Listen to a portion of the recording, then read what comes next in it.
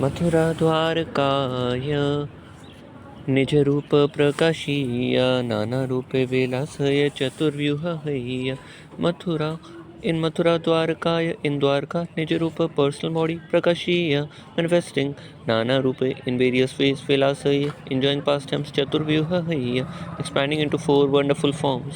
Lord Krishna manifests his own form in Mathura and Dwarka. He enjoys pastimes in various ways by expanding into the quadruple forms. Vasudev Sankarshan प्रद्युम्नानिरुद्ध सर्वचतुर्व्यूहांशि तुरीय विशुद्ध Vasudev Lord Vasudev Sankarshana lord Sankarshana Pradyumna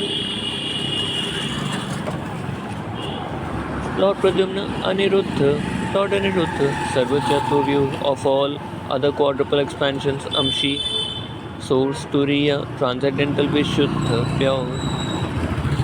Vasudeva, Sankarshan, Pradyumna and Anirudh are the primary quadruple forms from whom all other quadruple forms are manifested.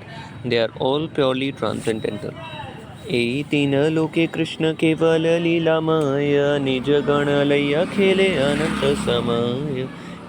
These three loke in the locations Krishna, Lord Krishna, Kevala, only Leelamaya, consisting of pastimes. Nijaganalaya, with his personal associates Khele, he plays Ananta Samaya, unlimited time. Only in these three places, Dwarka, Mathura and Gokula, does the all-sporting Lord Krishna perform his endless pastimes with his personal associates. परव्योम मध्ये करी स्वरूप प्रकाश नारायण रूपे करेण विविध विलास. Paravyoma Madhya within the spiritual sky, Kari making Swarupa Prakash, manifesting his identity. Narayana Rupe, the form of Lord Narayan. Karina performs Vividha Vilas, a variety of pastimes. In the Vaikuntha planets of spiritual sky, the Lord manifests his identity as Narayan and performs pastimes in various ways. स्वरूप विग्रह कृष्णेर केवल द्विभुजा नारायण रूपे से तनु चतुर्भुज शंख चक्र गदा पद्म Maheshwar my श्रीभू नील शक्ति यार चरण सेवाय. स्वरूप विग्रह personal form Krishnera of Lord Krishna Kevala only Dvibhuja, two hands. Narayana Rupe in the form of Lord Narayan saying that Tanu body Chatubhuja, four-handed. Shankha Chakra, conch shell and disc. Gada, club, Padma, lotus flower, Maha, very great Aishwarya Maya, full of opulence. Shri, named Shri, Bhu, named Bhu, Neela, named Neela, Shakti, energies, Yar, whose Charana Sevaya serve the lotus feet. Krishna's own form has only two hands, but in the form of Lord Narayan, he has four hands. Lord Narayan owns conch shell, disc, club, and lotus flower, and he is full of great opulence. The Sri, Bhu, and Neela energies serve at his lotus feet. In the Ramanuja and Madhva sects of Vaishnavism, there are extensive description of Sri, Bhu, and Neela energies. In Bengal, the Neel energy is sometimes called Leela energy. These three energies are employed in the service of the four-handed Narayan and Vaikuntha, relating how three of the Alvars, namely Bhuta Yogi, Sara Yogi, and Bhranta Yogi, took shelter at the house of Brahman in the village of Kehala. The Pranamrita of Sri Sampradaya describes Narayan as follows. तर्क्ष्याधिरुद्धं तादिद अम्बुदाभं लक्ष्मीधरं वक्षसि पङ्कजाक्षं हस्तद्वयशोभितशं शङ्खचक्रं विष्णुं ददृशुर्भगवन्तमाद्यम् अजानुबाहुं कमनीयगात्रं पर्शद्वयशोभितभूमिनीलं पीताम्बरं भूषिताङ्गं चतुर्भुजं चन्दनरूषिताङ्गम्. They saw the lotus-eyed Lord Vishnu, the Supreme Personality of Godhead, mounted on Garuda and holding Lakshmi, the goddess of fortune, to his chest. He resembled the bluish rain cloud with flashing light, and in the two of his four hands he held a conch shell and disc. His arms stretched down to his knees, and all his beautiful limbs were smeared with sandalwood and decorated with glittering ornaments. He wore yellow clothes, and by either side stood his energies Bhumi and Neela. There is the following reference to Sri Bhu and Neela energies in the Sito Upanishad. महालक्ष्मीर्देवेशस्य भिन्ना भिन्नरूप चेतानचेतानात्मिका स देवी त्रिविधा भवति शक्ति आत्मना इच्छाशक्ति क्रियाशक्ति साक्षात् शक्तिरिति. इच्छाशक्ति त्रिविधा भवति Sribhumi नीलात्मिका Mahalakshmi, the supreme energy of the Lord, is experienced in three different ways. She is divided into material and spiritual potencies, and in both features, she acts as the willing energy, creative energy, and the internal energy. The willing energy is again divided into three, namely Sri Bhu and Nila. Quoting from the revealed scriptures in his commentary on Bhagavad Gita, Madhvacharya has stated that Mother Material Nature, which is conceived of as illusory energy Durga, has three divisions, namely Sri Bhu and Nila. She is the illusory energy for those who are weak in spiritual strength, because such energies are created energies of the Lord Vishnu. Although each energy has no direct relationship with the unlimited, they are subordinate to the Lord because the Lord is the master of all energies. In his Bhagavad Sandarbha 20, text 23, Srila Jiva Goswami Prabhu states, the Padma Purana refers to the eternally auspicious abode of Godhead, which is full in all opulences, including the energies Sri Bhu and Nila. The Mahasamhita, which discusses the transcendental name and form of Godhead, also mentions Durga as the potency of the supersoul in relationship with the living entities. The internal potency acts in relation with his personal affairs, and the material potency manifests the three modes. Quoting elsewhere from the revealed scriptures, he states that Shri is the energy of Godhead that maintains the cosmic manifestation, Bhu is the energy that creates the cosmic manifestation, and Nila, Durga, is the energy that destroys the creation. All these energies act in relation with the living entities, and thus they are together called Jiva Maya. यद्यपि केवलतारक्रीडमात्रधर्म तथापि जीवेर कृपाय करेक कर्म.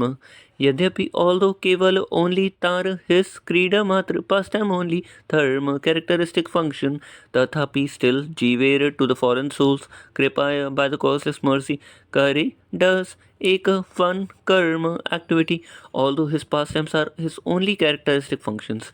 By his causeless mercy, he performs one activity for the foreign souls. सालोक्य सामीप्य साष्टि सारूप्य प्रकार चारी मुक्ति दिया करे जीवेर निस्तार. Salokya, the liberation called Salokya, Samipya, the liberation called Samipya, Sashti, the liberation called Sashti, Sarupya, the liberation called Sarupya, Prakar, varieties, Chari, four, Mukti, liberation, Diya, giving, Kare, does, Jivera, of the fallen souls, Nistar, deliverance. He delivers the fallen living entities by offering them the four kinds of liberation: Salokya, Samipya, Sashti, and Sarupya. There are two kinds of liberated soul: those who are liberated by the favor of the Lord, and those who are liberated by their own effort. One who gets liberation by his own effort is called an impersonalist, and he merges into the glaring effulgence of the Lord, the Brahmajyoti. But the devotees of the Lord who qualify themselves for the liberation by devotional service are offered four kinds of liberation, namely Salokya, status equal to that of Lord; Samipya, constant association with the Lord; Sashti, opulence equal to that of Lord; and Sarupya, features like those of Lord. ब्रह्मसायुज्य मुक्तेरता नाही गति वैकुंठ बाहिरे हयता सबार स्थिति. Brahmasayuja of merging into the Supreme Brahman, Muktera of the liberation, Taha there in Vaikuntha, Nahi not Gati entrance, Vaikuntha Bahire outside the Vaikuntha planets, Haya there is Tasabarasthiti, the residence of all of them. Those who attain the Brahmasayuja liberation cannot get entrance into the Vaikuntha. Their residence is outside the Vaikuntha planets. Vaikuntha Bahire Eka Jyotirmaya Mandala Krishnera Angera Prabha Parama Ujvala. Vaikuntha Bahire outside the Vaikuntha Lokas Eka one Jyotirmaya Mandala, the atmosphere of the glowing effulgence, Krishnera of Lord Krishna, Angera of the body, Prabha, rays, Parama, supremely, Ujjvala, bright. Outside the Vaikuntha planets is the atmosphere of the glowing effulgence, which consists of the supremely bright rays of the body of Lord Krishna. Siddha loka nama tara prakriti rapara chitswarupa taha nahi chit shakti vekar. Siddha loka, the region of Siddha's nama, named Tara, the effulgent atmosphere, prakriti rapara, beyond this material nature, chitswarupa, full of knowledge, taha, there, nahi, there is not, chitshakti vekar, change of spiritual energy. That region is called Siddhaloka, and it is beyond the material nature. Its essence is spiritual, but it does not have the spiritual varieties. सूर्यमंडल येन बाहिरे निर्विशेष भीतर सूर्य रथ आदिश विशेष. Suryamandala, the sun globe, yena like bahire eternally nirvishesh, without varieties, Bhitar, externally, Bahire, externally, Nirvishesha, without varieties, Pitare, within, Suryera, of the sun god, Ratha, Adi, opulences like chariots and other things, Savishesha, full of varieties. It is like the homogeneous effulgence around the sun, but inside the sun are the chariots, horses, and other opulences of the sun god. Outside of Vaikuntha, the abode of Krishna, which is called Paravyoma, is a glaring effulgence of Krishna's bodily rays. This is called Brahmajyoti. The transcendental region of that effulgence is called Siddhaloka or Brahmaloka. When the impersonalists achieve liberation, they merge into that Brahmaloka effulgence. This transcendental region is undoubtedly spiritual, but it contains no manifestation of the spiritual activities or variegatedness. It is compared to the glow of the sun. Within the sun's glow is the sphere of the sun, where one can experience all sorts of varieties. कामाद्वेषाद् भयात् स्नेहाद् यथा भक्त्येश्वरे मनः आवेश्य तद् अगम हित्वा बहवस्तद्गतिं गतः कामात् influenced by lusty desire, dveshat by envy, bhayat by fear, snehat or by affection, yatha as, bhaktya by devotion, ishvare in the supreme personality of Godhead, manah the mind, aveshya fully absorbing, tat that agam sinful activity, hitva giving up, bahava many, tat that gatim destination, gata achieved. As through devotion to the Lord one can attain his abode, many have attained that goal by abandoning their sinful activities and absorbing their minds in the Lord through lust, envy, fear, or affection. As the powerful sun by its glowing rays can purify all kinds of impurities, so the all spiritual personality of Godhead can purify all material qualities in a person he attracts. Even if one is attracted by the Godhead in the mode of material lust, such attraction is converted into spiritual love of Godhead by His grace. Similarly, if one is related to the Lord in fear and animosity, he also becomes purified by the spiritual attraction of the Lord. Although God is great and the living entity small, they are spiritual individuals, and therefore, as soon as there is reciprocal exchange by the living entity's free will, at once the great spiritual being attracts the small living entity, thus freeing him from all material bondage. This is the verse from Srimad Bhagavatam 7.1.30. Yad arinam priyanam cha prapyam ekam ivoditam तद्ब्रह्म कृष्णयोर ऐक्यात् किरणार्कोपमाजुषौ yet that arenam of the enemies of the Supreme Personality of Godhead, priyanam of the devotees who are very dear to the Supreme Personality of Godhead, cha and prapyam destination, ekam one only, eva thus uditam said, tat that Brahma of impersonal Brahman, Krishnayo and of Krishna, the Supreme Personality of Godhead, Ekya due to oneness, Kirana, the sunshine, Arka, and the sun, Upama, the comparison, Jusho, which is understood by, where it has been stated that Lord's enemies and devotees attain the same destination. This refers to the ultimate oneness of the Brahman and Lord Krishna. This may be understood by the example of the sun and the sunshine, in which Brahman is like the sunshine and Krishna himself is like the sun. This verse is from Bhakti Rasamrit Sindhu 1.2.278 of Srila Rupa Goswami, who further discussed the same topic in his Laghu Bhagavatamrit Purva 5.41, where he refers to the Vishnu Purana 4.15.1, where the Maitreya Muni asked Parashar Muni in regard to Jay and Vijay how it was that Hiranyakashipu next became Ravana, enjoyed more material happiness than the demigods, but did not attain salvation.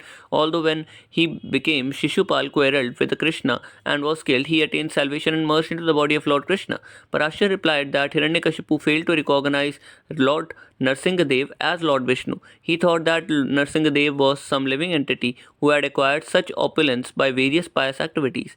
Being overcome by the mode of passion, he considered Lord Narsingadev an ordinary living entity, not understanding his form. Nevertheless, because Hiranyakashipu was killed by the hands of Lord Narsingadev, in his next life he became Ravana and had proprietorship of unlimited opulence.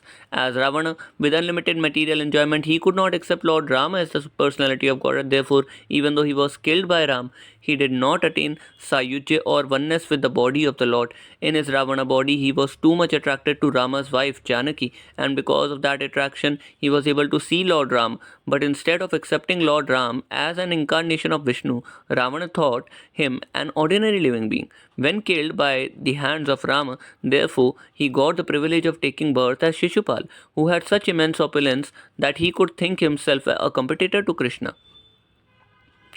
Although Shishupal was always envious of Krishna, he frequently uttered the name of Krishna and always thought of beautiful features of Krishna. Thus, by constantly thinking and chanting of Krishna, even unfavorably, he was cleansed of the contamination of the sinful activities. When Shishupal was killed by Sudarshan Chakra of Krishna as an enemy, his constant remembrance of Krishna dissolved the reactions of vices, and he attained salvation by becoming one with the body of the Lord. From this incident, one can understand that even a person who thinks of Krishna as an enemy and is killed by him may be liberated by becoming one with the body of Krishna. What then must be the destination of devotees who always think favorably of Krishna as their master or friend? These devotees must attain the situation better than Brahmaloka, the impersonal bodily effulgence of Krishna. Devotees cannot be situated in the impersonal Brahman effulgence into which impersonalists desire to merge. The devotees are placed in Vaikuntha Loka or Krishna Loka. This discussion between Maitreya Muni and Parasha Muni centered on whether the devotees come down into the material world in every millennium like Jaya Vijay, who were cursed by the Kumaras to that effect. In course of these instructions to Maitreya about Hiranyakashipu, Ravan and Shishupal, Parashar did not say that these demons were formerly Jaya and Vijay. He simply described the transmigration through three lives. It is not necessary for Vaikuntha associates of the Supreme Personality of Godhead to come to take the roles of his enemies in all millenniums in which he appears. The fall down of Jay and Vijay occurred in a particular millennium. Jay and Vijay do not come down in every millennium to act as demons. To think that some associate of Lord fall down from Vaikuntha in every millennium to become demons is totally incorrect. The Supreme Personality of Godhead has all tendencies that may be found in the living entity, for he is the chief living entity. Therefore, it is natural that sometimes Lord Vishnu wants to fight. Just as he has tendencies to create, to enjoy, and to be a friend, and to accept a mother and father, and so on, he also has the tendency to fight. Sometimes important landlords and kings keep wrestlers with whom they practice mock fighting. And Vishnu makes similar arrangements. The demons who fight with the Supreme Personality of Godhead in the material world are sometimes his associates. When there is scarcity of demons and the Lord wants to fight, he instigates some of his associates of Vaikuntha to come and play as demons. When it is said that Shishupal merged into the body of Krishna, it should be noted that in the case he was not Jay or Vijay, he was actually a demon. In his Brihad Bhagavatamrita, Srila Sanatana Goswami has explained that the attainment of salvation of merging into Brahman effulgence of Lord cannot be accepted as the highest success in life because the demons like Kamsa, who were famous for killing Brahmanas and cows, attained that salvation. For devotees, such salvation is abominable. Devotees are actually in a transcendental position, whereas non-devotees are candidates for hellish conditions of life. There is always a difference between the life of a devotee and life of a demon, and their realizations are as different as heaven and hell. Demons are always accustomed to being malicious towards devotees and to killing brahmanas and cows. For demons, merging into the Brahman effulgence may be very glorious, but for devotees it is hellish. A devotee's aim in life is to attain perfection in the loving the Supreme Personality of Godhead. Those who aspire to merge into the Brahman effulgence are as abominable as demons. Devotees who aspire to associate with the Supreme Lord to render him transcendental loving service are far superior. तैचे परव्योमे नानाचित शक्ति विलास निर्विशेष ज्योतिर्बिंब बाहिर प्रकाश. तैचे in that way paravyome in the spiritual sky nana varieties chit shakti vilas, pastimes of spiritual energy, nirvishesha impersonal jyoti of the effulgence bimba reflection, bahire externally prakash manifested. Thus in the spiritual sky there are varieties of pastimes within the spiritual energy.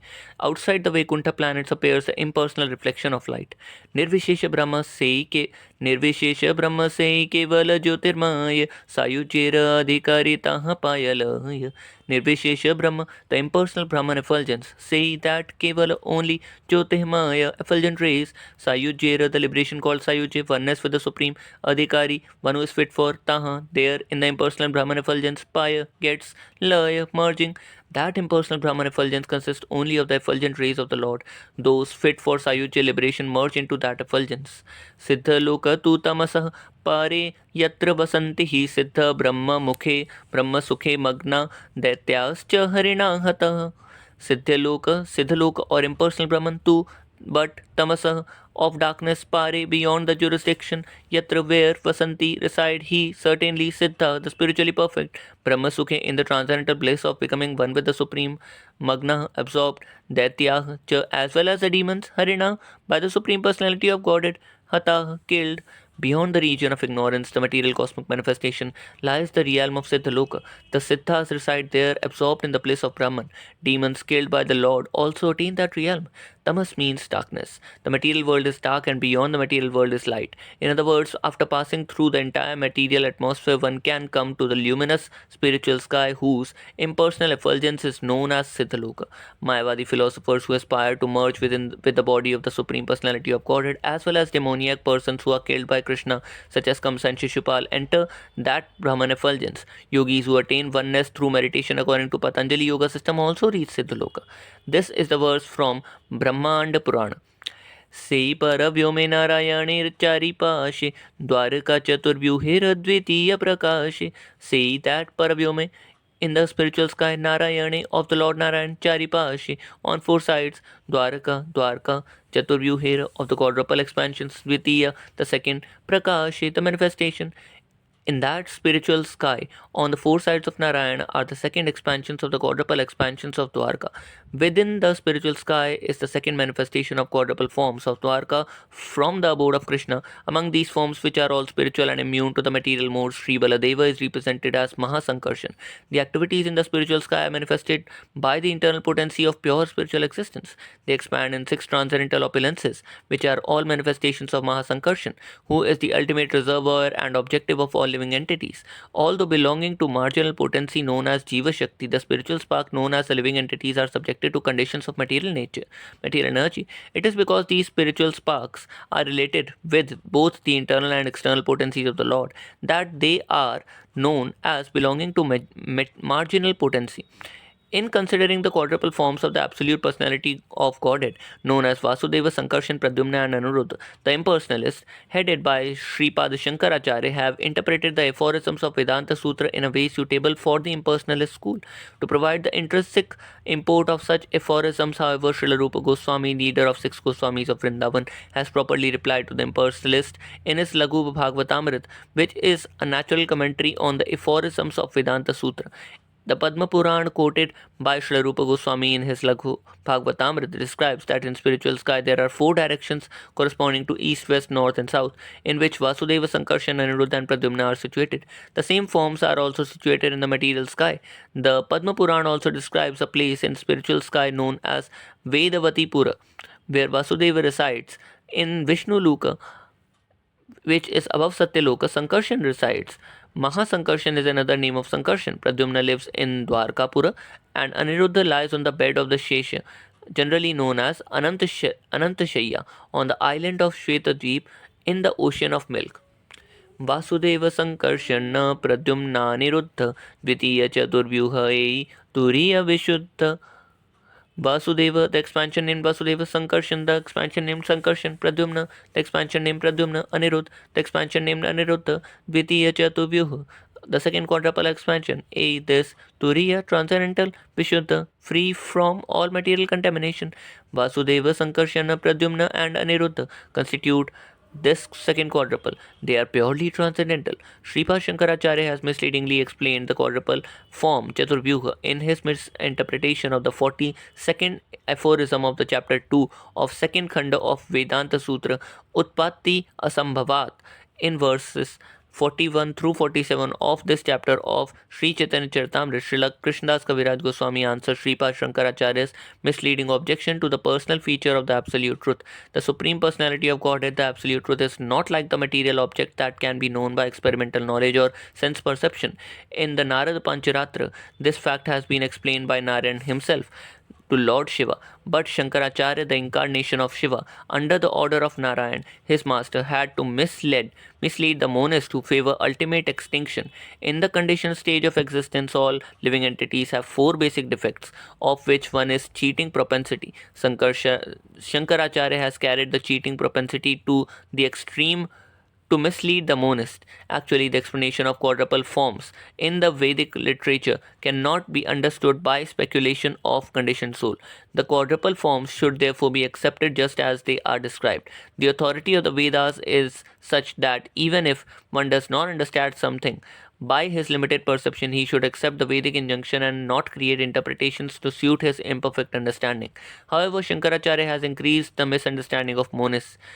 The quadruple forms have a spiritual existence that can be realized in Vasudeva Sattva, Shuddha Sattva, or unqualified goodness, which accompanies complete absorption in understanding of Vasudeva.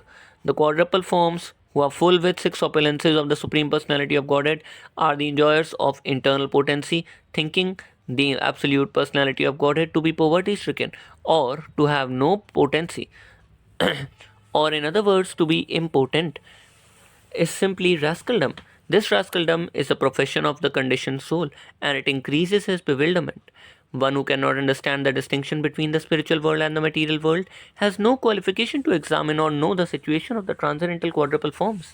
In his commentary on Vedanta Sutra 2.2.42-245, His Holiness Sripad Shankaracharya has made a futile attempt to nullify the existence of these quadruple forms in the spiritual world. Shankaracharya says, Sutra 42, that devotees think the Supreme Personality of Godhead, Vasudeva Sri Krishna, to be one, to be free from material qualities, and to have transcendental body full of bliss and eternal existence. He is the ultimate goal of the devotees who believe that Supreme Personality of Godhead expands himself into four eternal transcendental forms: Vasudev, Sankarshan, Pradyumna, and Anirudh.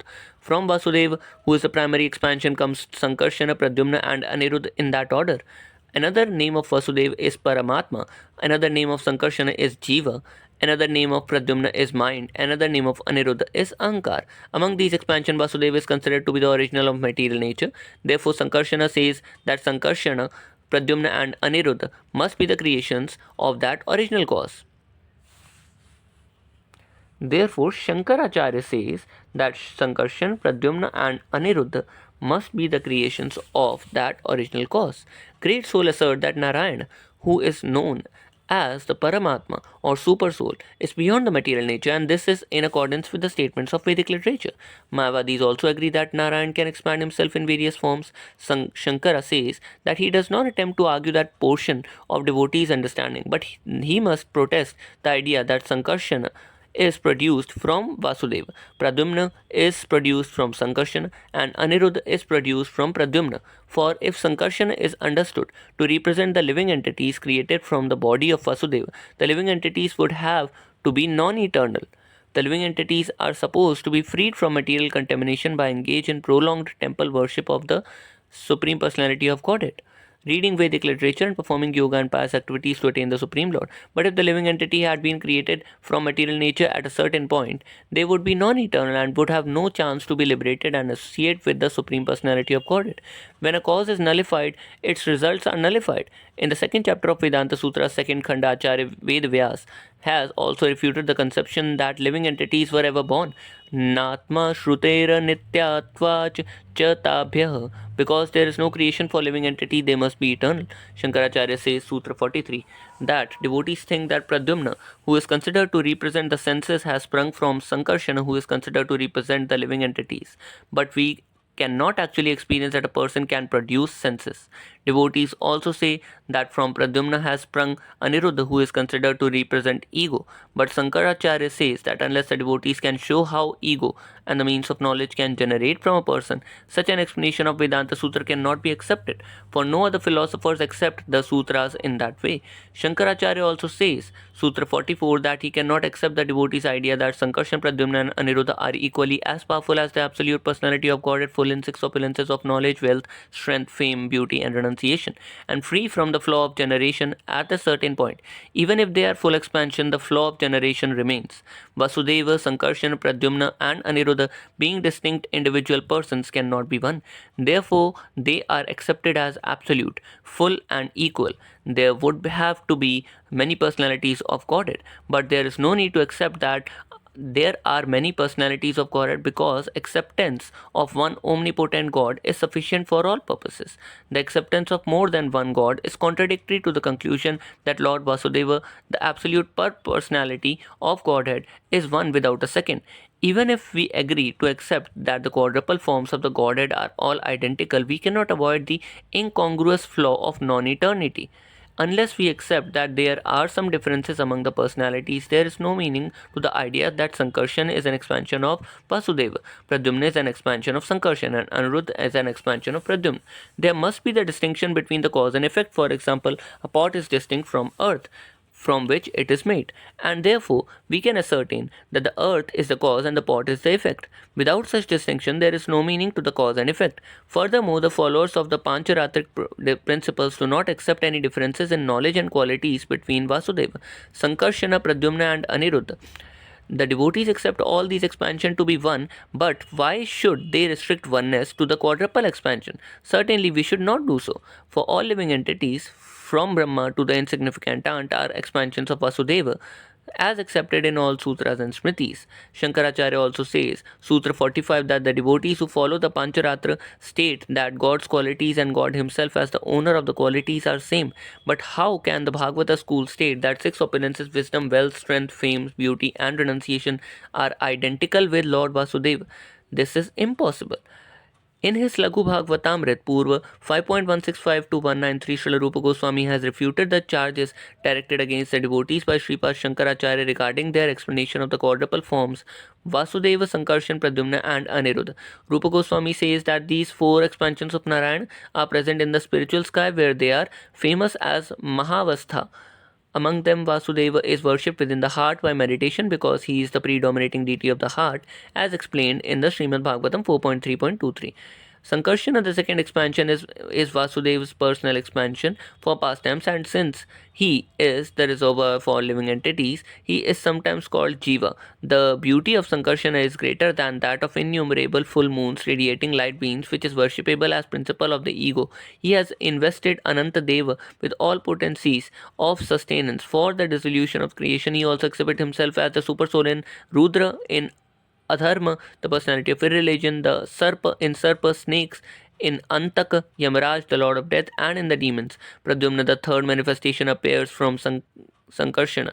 Those who are especially intelligent worship the Pradyumna expansion of the Sankarshana as the principle of intelligence. The goddess of fortune always chants the glories of Pradyumna in the place known as Ilavartavarsha, and she always serves him with great devotion. His complexion appears sometimes golden and sometimes bluish, like new monsoon clouds in the spiritual sky. He is the origin of creation of the material world, and he has invested his creative principle in Cupid. It is by his direction only then that all men and demigods and other living entities function with energy for regeneration. Anirudh, the fourth of the quadruple expansion, is worshipped by great sages and psychologists as the principle of the mind. His complexion is similar to the bluish hue of the blind cloud. He engages in the maintenance of the cosmic manifestation and a super soul of Dharma, the deity of religiosity, the Manas, progenitors of mankind, and the Devatas, the demigods. The Moksha Dharma Vedic scripture indicates that Pradyumna is the deity of the total mind, whereas Aniruddha is the deity of the total ego. But previous statements regarding the quadruple forms are confirmed in the Pancharatra Tantras in all respects. In the Laghu Bhagavatamrit Purva 5.86 to 100, there is a lucid explanation of the inconceivable potencies of the Supreme Personality of Godhead. Negating Shankaracharya's statements, the Mahavaraha Puran declares, Sarve Nitya Shashvatah Cha Dehastasya Paratmanah Hanopadanarahita Prakriti Cha Kvachit. All the varied expansion of the personality of Godhead are transcendental and eternal, and all of them repeatedly descend to all different universes of the material creation. Their bodies, composed of eternity, bliss, and knowledge, are everlasting. There is no chance of decaying, for they are not creations of the material world. Their form is are concentrated spiritual existence, always complete with all spiritual qualities and devoid of material contamination. Confirming these statements in the Nard Panch Astra says that Maner Yatha Vibhagena Nila पीतादिभिर्युतः रूपभेदम अवाप्नोति ध्यान भेदात् तथाच्युतः. The infallible personality of Godhead can manifest his body in different ways according to different modes of worship, just as the Vaidurya gem can manifest himself in variety of colors such as blue and yellow. Each incarnation is distinct from all the others. This is possible by the Lord's inconceivable potency, by which he can simultaneously represent himself as one, as various partial forms, and as the origin of the spiritual, as the origin of the partial forms. Nothing is impossible for his inconceivable potencies. Krishna is one without a second, but he manifests himself in different bodies, as stated by Narada in the 10th canto of Srimad Bhagavatam. चित्रं व्यतेतादेकेन वपुषा युगपात् पृथक् गृहेषु द्वयस्तसहस्रं स्त्रिय एक udavahat. It is wonderful indeed that one Krishna has simultaneously become different Krishnas in 16,000 planets. 2. Bhagavatam 16, Bhagavatam 10.69.2. To accept 16,000 queens as his wives. The Padma Puran also explains. स देवो बहुधा भूत्वा निर्गुणपुरुषोत्तम भूय पुनः शेते निर्दोषो हरिरादिकृत्. The same personality of God Purushottama, the original person who is always devoid of material qualities and contamination, can exhibit himself in various forms at the same time. Lie down in one form. In 10th canto of Srimad Bhagavatam it is said that Yajanti Twan Mayas Tvam Vai Bahumurti Ekamurtikam. O my Lord, although you manifest yourself in varieties of forms, you are one without a second. Therefore, pure devotees concentrate upon you and worship only you. In the Kurma Puran, Bhagavad Gita 10.4.7, it is said, Ashtulas Chaunanus Chaiva Stulonyus Chaiva Sarvatah Avarnah Sarvatah Prokta Shyamo Raktanta Lochana. The Lord is personal, although impersonal. He is atomic, although great. He is blackish and he is red.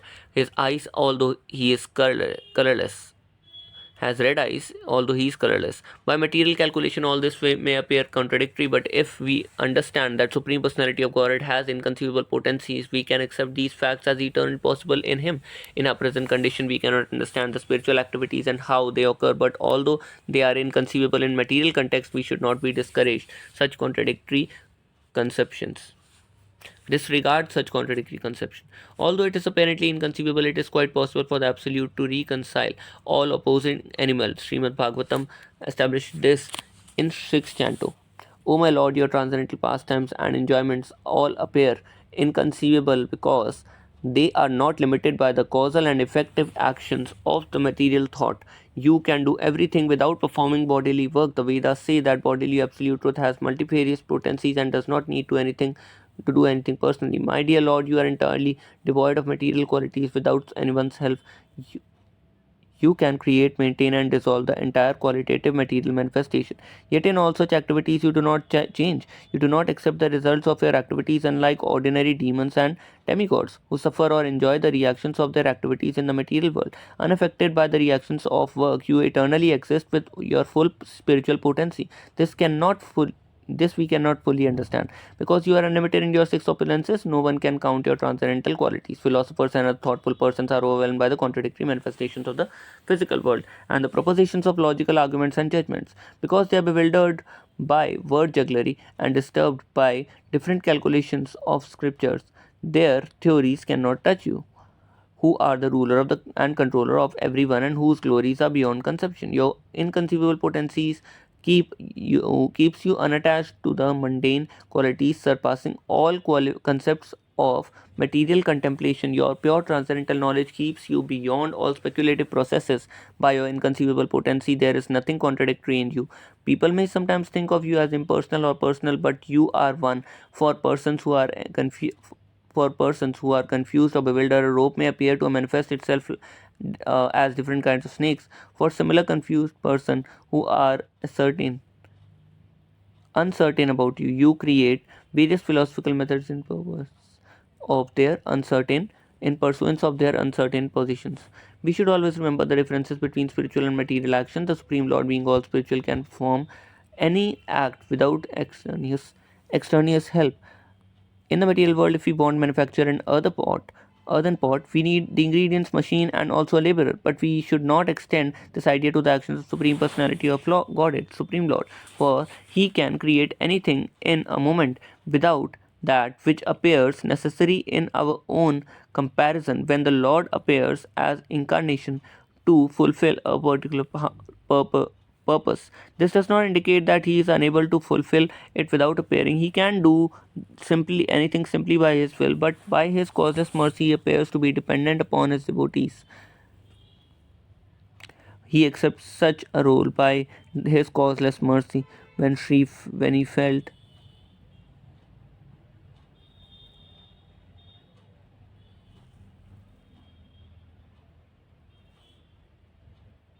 He can do anything simply by His will. But by his causeless mercy, he appears to be dependent upon his devotees. He appears as the son of Yashoda Mata not because he is dependent on her care, but because he accepts such a role by his causeless mercy. When he appears for the protection of his devotees, he naturally accepts trials and tribulations on their behalf. In the Bhagavad Gita, it is said that the Lord, being equally disposed towards every living being, has no enemies and no friends, but that he has special affection for a devotee who always thinks of him in love. Therefore, neutrality and partiality are both among the transcendental qualities of the Lord, and they are properly adjusted by his inconceivable energy. The Lord is Parabrahman, or the source of impersonal Brahma, which is his all pervading feature of neutrality. In his personal feature, however, as the owner of the transcendental opulences, the Lord displays his partiality by taking the sides of his devotees. Partiality, neutrality, and all such qualities are present in God. Otherwise, they could not be experienced in the creation. Since He is the total existence, all things are properly adjusted in the absolute. In the relative world, such qualities are displayed in perverted manner, and therefore we experience non-duality as perverted reflection. Because there is no logic to explain how things happen in the realm of the spirit, the Lord is sometimes described as beyond the range of experience. But if we simply accept the Lord's inconceivability, we can then adjust all things in Him. Non devotees cannot understand the Lord's inconceivable energy, and consequently, for them it is said that He is beyond the range of conceivable expression. The author of the Brahma Sutras accepts this fact and says, Shrutestu Shabda Moolatvat. The Supreme Personality of Godhead, being inconceivable to an ordinary man, can be understood only through the evidence of Vedic injunctions. The Skanda Puran confirms, Achintya khalu ye bhavana tams tarkena yojayet. Matter Matters inconceivable to a common man should not be subject to for argument. We find very wonderful qualities even in such material things as jewels and drugs. Indeed, their qualities often appear inconceivable. Therefore, if we do not attribute inconceivable potencies to the Supreme Personality of Godhead, we cannot establish His supremacy. It is because of these inconceivable potencies that the glories of the Lord have been accepted as difficult to understand. Ignorance and jugglery of words are very common in human society, but they do not help one understand the inconceivable energy of the Supreme Personality of Godhead. If we accept such ignorance and word jugglery, we cannot accept the Supreme Lord's perfection in six opulences. For example, one of the Supreme Lord is knowledge. Therefore, how could ignorance be conceivable in him? Vedic instructions and sensible arguments establish that Lords maintaining the cosmic manifestation simultaneously being indifferent to the activities of its maintenance cannot be contradictory, because his inconceivable energies to a person To a person who is always absorbed in the thought of snakes, a rope always appears to be a snake, and similarly to a person bewildered by material qualities and devoid of knowledge of absolute, the supreme personality of God appears to according to the diverse bewildered conclusions. Someone might argue that absolute would be affected by duality if he were both all cognizance, Brahman, and the personality of God with his six appearances in full Bhagavan. To refute such an argument, the aphorism Swarupa Dvayam Ikshyate declares that in spite of appearances, there is no chance of duality in the absolute, for he is but one in diverse manifestation. Understanding that the Absolute displays varied pastimes by the influence of his energies at once removes the apparent incongruity of his incongruity opposite energies. Srimad Bhagavatam 3.4.16 gives the following description of the inconceivable potency of the Lord. कर्माणि अनीहस्य भावो अभवसिते दुर्गाश्रयोद्धारी भयात् पलायनं कलात्मनो यत्प्रमादयुताश्रयः स्वात्मनरते खिद्यति धीर्विदम् इह. Although Supreme Personality of God has nothing to do, He nevertheless acts. Although He is always unborn, He nevertheless takes birth. Although He is time, fearful to everyone, He flees Mathura in fear of his enemy to take shelter in the fort, and although he is self sufficient, he marries 16,000 women. These pastimes seem like bewildering contradictions even to the most intelligent. Had these activities of the Lord not been a reality, sages would not have been puzzled by them. Therefore, such activities should never be considered imaginary. Whenever the Lord desires his inconceivable energy, Yogamaya serves him in creating and performing such happiness, such pastimes. The scriptures known as Pancharatra Shastras are recognized Vedic scriptures that have been accepted by the great acharyas.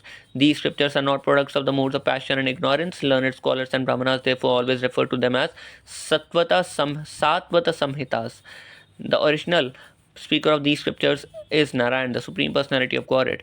This is especially mentioned in the Moksha Dharma 349.68, which is a part of Shanti Parva of Mahabharata. Liberated sages like Narada and Vyasa, who are who are free from the four defects of conditioned soul, are the propagators of these scriptures. Sri Narada Muni is the original speaker of Pancharatra Shastra. Srimad Bhagavatam is considered a Shatvata Samhita. Indeed, Sri Chaitanya Mahaprabhu declared Srimad Bhagavatam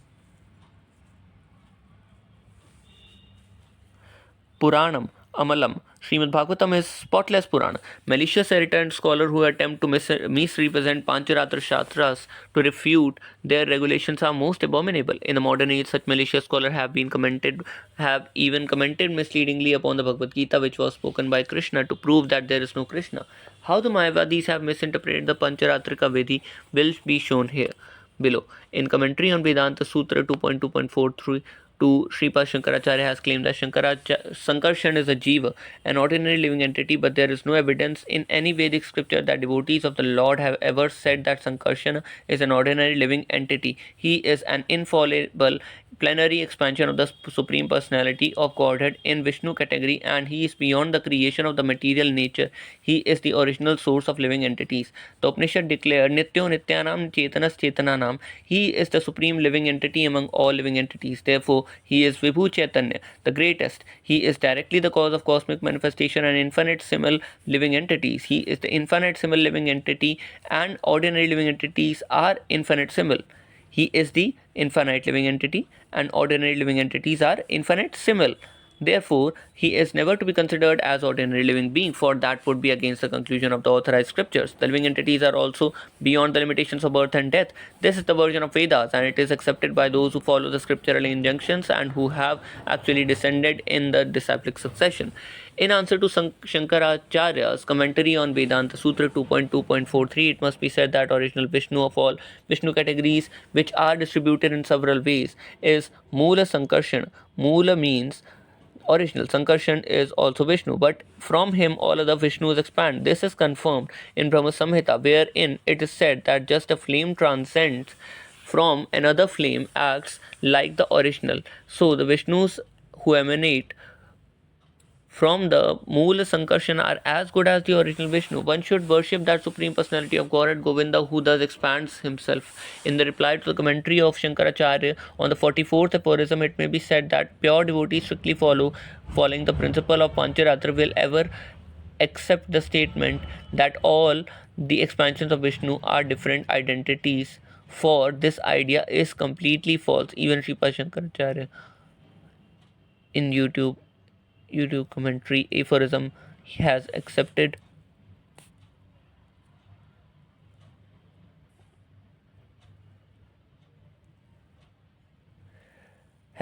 that personality of Godhead can automatically expand himself variously. Therefore, his commentary on the 42nd aphorism and his commentary on the 44th aphorism are contradictory. It is the defect of Mayavad commentaries that they make one statement in one place and a contradictory statement in Bhagavata school. Thus, Mayavadi commentators do not even follow the regulative principle. It should be noted that the Bhagavata school accepts the quadruple forms of Narayan, but that does not mean that it accepts many gods. Devotees know perfectly well that the absolute truth, the Supreme Personality of Godhead, is one without a second. They are never pantheistic worshippers of many gods, for this is against the injunction of Vedas. Devotees completely believe with strong faith that Narayan is transcendental and has inconceivable proprietorship of various transcendental potencies.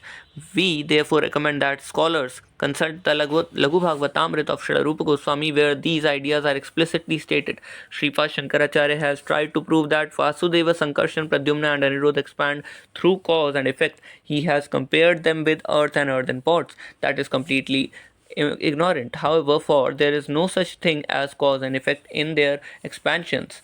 Nanyadiyat sad asat param. The Kurma Puran also confirms Deha Dehi Vibhedo Vayam Neshwari Vidyate Kvachit. There is no difference between body and soul in the Supreme Personality of Godhead. Cause and effect are material. For example, it is seen that a father's body is the cause of son's body, but the soul is neither cause nor effect. On the spiritual platform, there are none of the differences we find in cause and effect, since all the forms of Supreme Personality of Godhead are spiritually supreme. They are equally controllers of material nature, standing on the fourth dimension. They are predominating figures on the transcendental platform. There is no trace of material contamination in their expansions because material laws cannot influence them.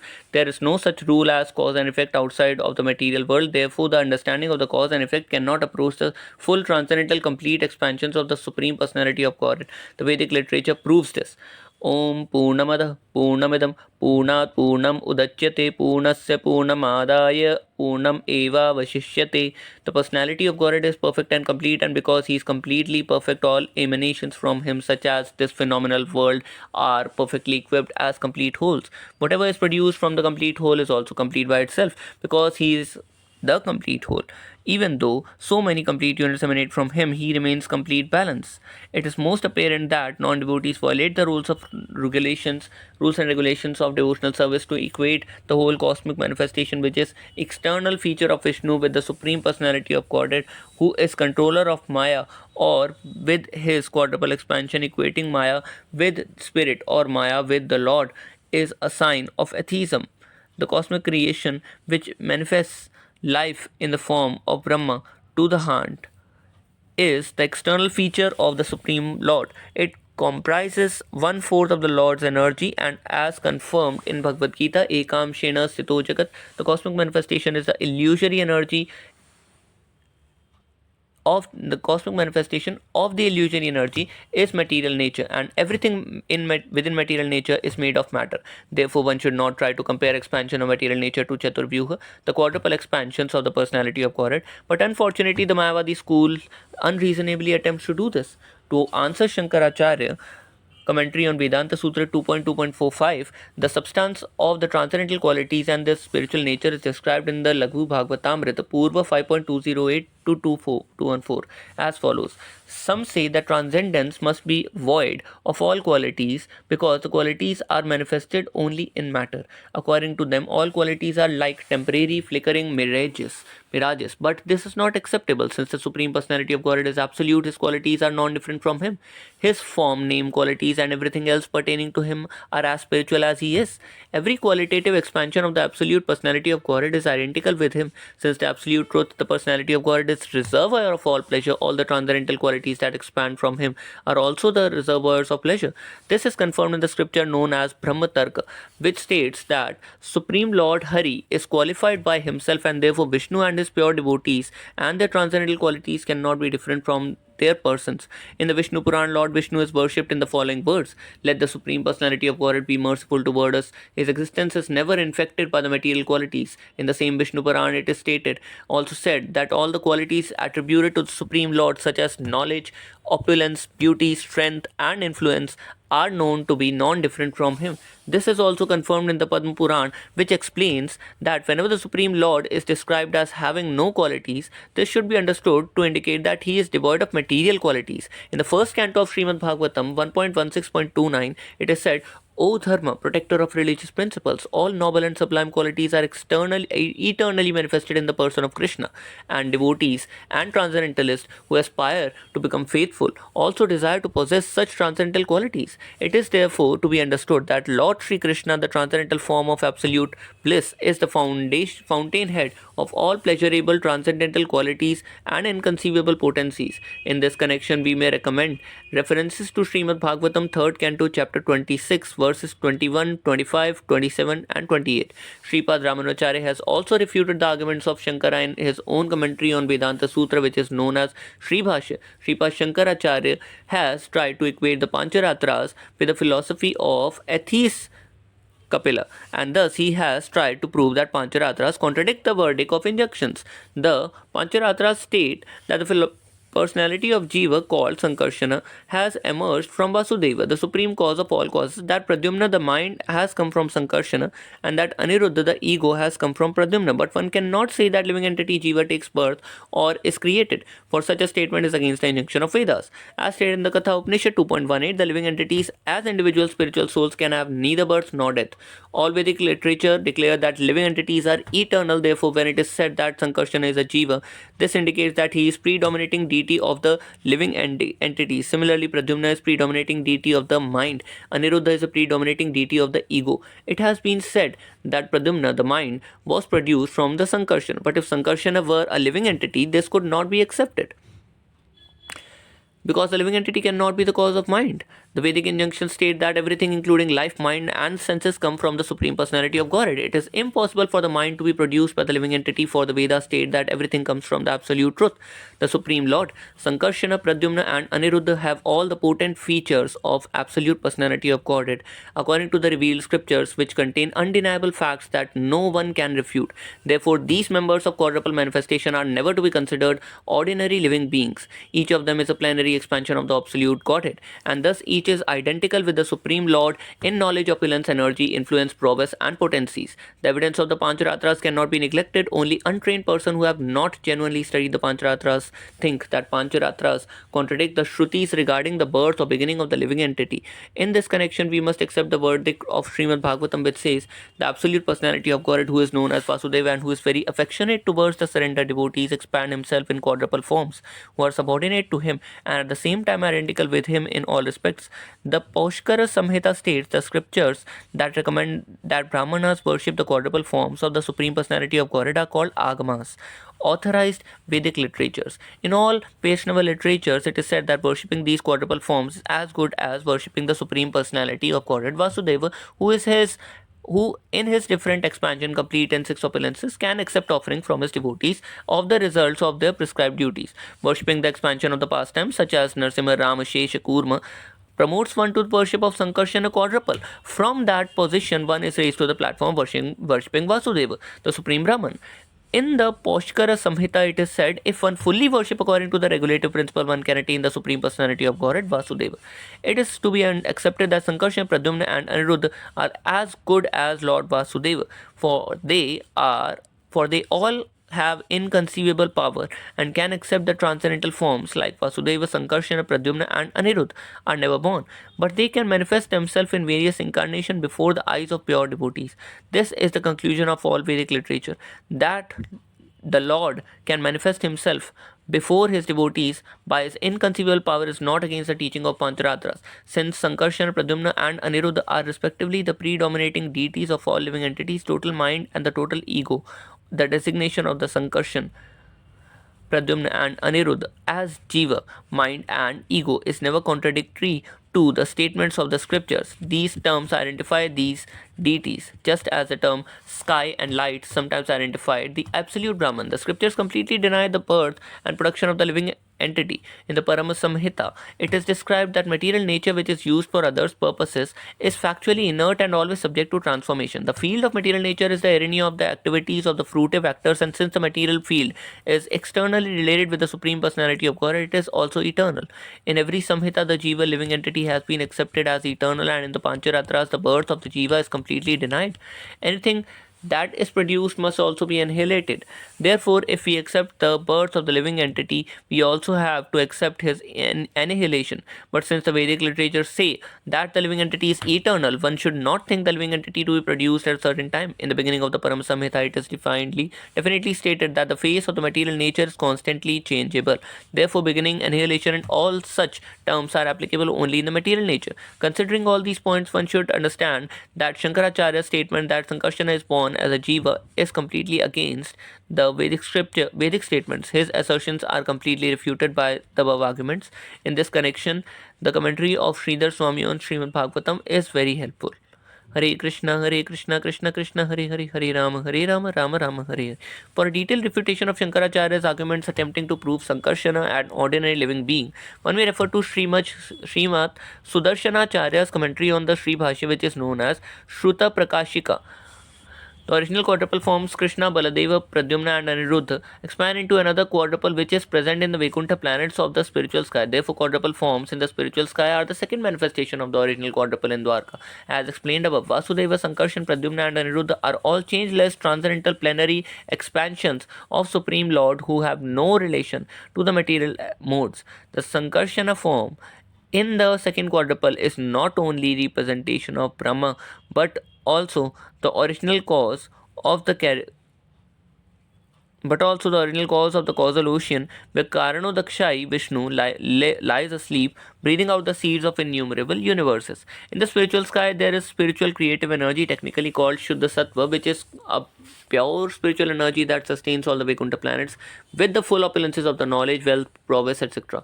All these actions of Shuddha Sattva display the potencies of Mahasankarshana, who is ultimate reservoir of all individual living entities who are suffering in the material world. When the cosmic creation is annihilated, the living entities who are indestructible by nature rest in the body of Mahasankarshana. Sankarshana is therefore sometimes called the total jiva. As spiritual sparks, the living entities have the tendency to be inactive in the association of material energy. Just as spark of a fire have a tendency to be extinguished as soon as they leave the fire, the spiritual nature of the living being can be rekindled, however, in the association of Supreme Being, because the living being can appear either in matter or in spirit. The jiva is called the marginal potency. Sankarshana is the origin of Karana Vishnu, who is the original form of who creates the universe, and that Sankarshana is but a plenary expansion of Sri Nityananda Ram. Hare Krishna, Krishna Krishna, Hare Hare, Hare Rama, Rama Rama, Hare Hare.